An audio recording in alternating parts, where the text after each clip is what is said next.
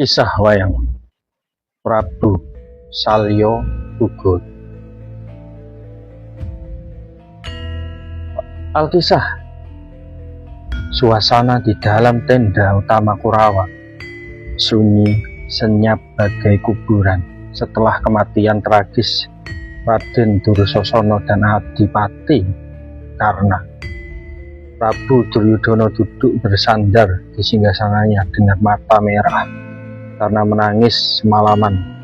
Di tengah ruangan berdiri Prabu Salya, Raja Mandaraka yang kini ditunjuk paksa menjadi Senopati Agung Kurawa yang baru untuk membendung sisa kekuatan para Pandawa.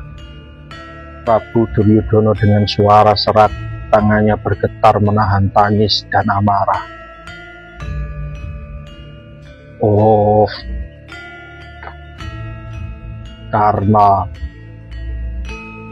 engkau telah gugur Karna, dan Dursasana adik kesayanganku telah mati dengan dada tercapik-capik oleh Werkudara.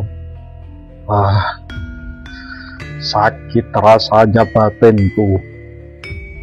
Sekarang siapa lagi yang tersisa untuk membendung amukan Pandawa jika bukan Paduka? Oh Prabu Salya, ayah mertua. Hanya Paduka harapan terakhir Hastinapura. Hamba sudah bingung bagaimana caranya untuk membendung kekuatan para Pandawa, ayah mertua. Sinuwun Prabu Salya. Prabu Salya menatap menantunya dengan tatapan yang sulit diartikan. Ia tersenyum getir menghela napas panjang, menatap jubah senopati yang kini melekat di tubuhnya. Berdirilah anakku, Duryudana. Injih, Paduka. Oh Prabu Salya, aku sudah bingung. Duryudana anakku, ketahuilah, aku bersedia maju menjadi Senopati Agung hari ini, bukan karena aku membela kebutaan, amarah, dan kelicikan para Kurawa yang telah lalu. Aku maju karena sumpah kesatria dan rasa cintaku kepadamu sebagai menantuku. Hari ini, aku akan menggenapi takdirku di Kurusetra dengan seluruh kesaktian yang kupunya. Angkat senjatamu dan kuatkan hatimu, Duryudana, menantuku. Injih wa Prabu Salya, kula sendika dawuh. Aku akan bersiap untuk menjadi Senopati. Terima kasih wa Prabu Salya.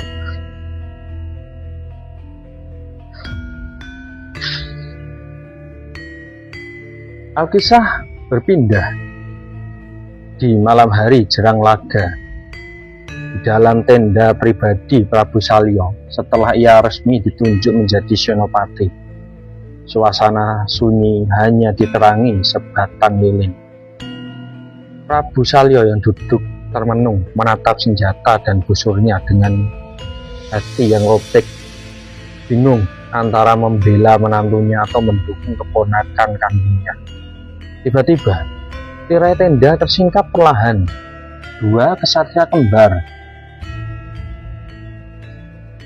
Raden Nakula dan Raden Sadewa, masuk tanpa senjata.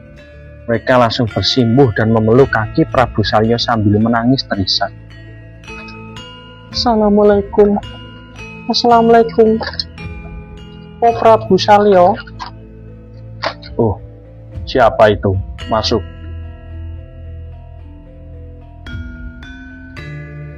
Oh Prabu Salya.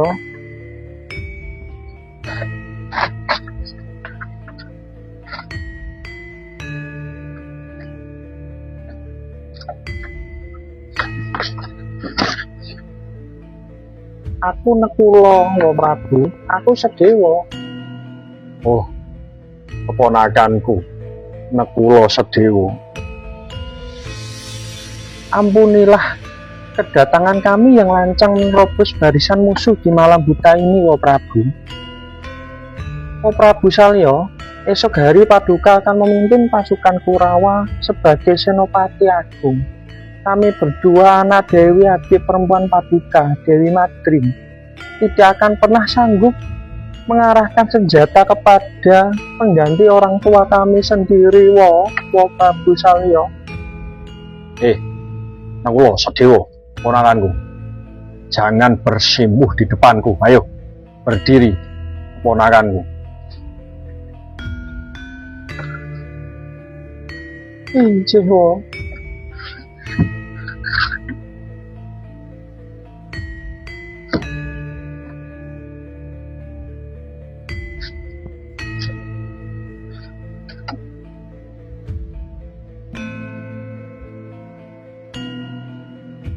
Kami tidak kuat, Wo, harus mengarahkan senjata pada Wo Prabu Salya. Oh, keponakanku, Nakula Sedewa. Oh, aku sendiri juga bingung bagaimana caranya untuk menghindari. Aku sudah terlanjur bersumpah pada para Kurawa, berjanji bakti pada para Kurawa pada kerajaan Hastinapura. Kalian keponakanku, jangan bersimpuh di hadapan musuh, berdiri yang tegak. Lantas, bagaimana ini kelanjutannya, Wo Prabu? Ayo katakan, Wo Prabu. Saya Nakula Sedewa ingin meminta pada Wo Prabu bagaimana cara mengalahkan Wo Prabu Salya di medan perang. Saya tidak tega, Wo Prabu. Saya juga tidak tega, Wo Prabu. Ayo, katakan dengan lantang.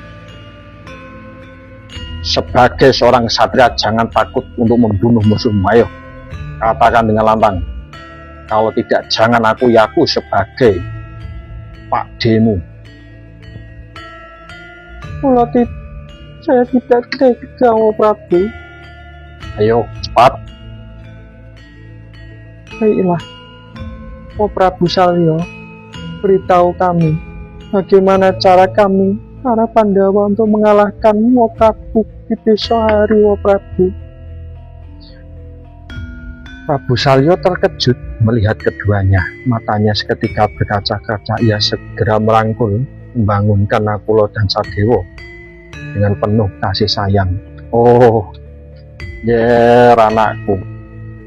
Oh, keponakanku Nakula Sedewa. Itu baru keponakanku. Keponakanku yang malang. Jangan menangis. Hatiku sebenarnya sudah hancur sejak hari pertama perang dimulai. Aku terjebak oleh kelicikan Kurawa di masa lalu hingga terpaksa berdiri di kubu Angkaramurka.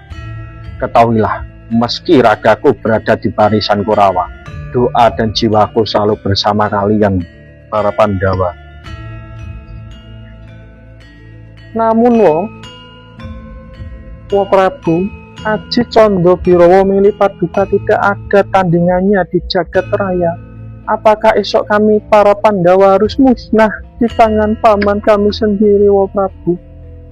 Prabu Salya tersenyum lembut, mengusap kepala Nakula dan Sadila. Tidak.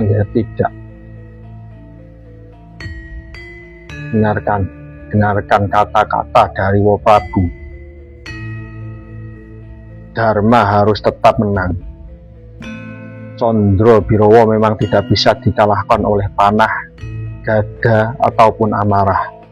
Meskipun diserang dengan nafsu membunuh, raksasa-raksasa itu justru akan membelah diri berlipat ganda dan semakin dikdaya. Hanya ada satu sarana untuk menjinakkannya. Apakah sarana itu, Wo Prabu? Ulanglah Nakula Sedewa. Katakan pada Kresna Kalian harus meminta kakangmu Yudhistira untuk maju menghadapiku tanpa membawa senjata sepotong pun. Candra Birawa hanya akan tunduk dan meleleh di hadapan kesatria yang berdarah putih, manusia yang jiwanya suci, tenang, dan tidak memiliki setitik pun nafsu membunuh di hatinya. Sampaikan rahasia ini ya. Besok biarlah takdirku digenapi oleh kesucian kakangmu Puntadewa.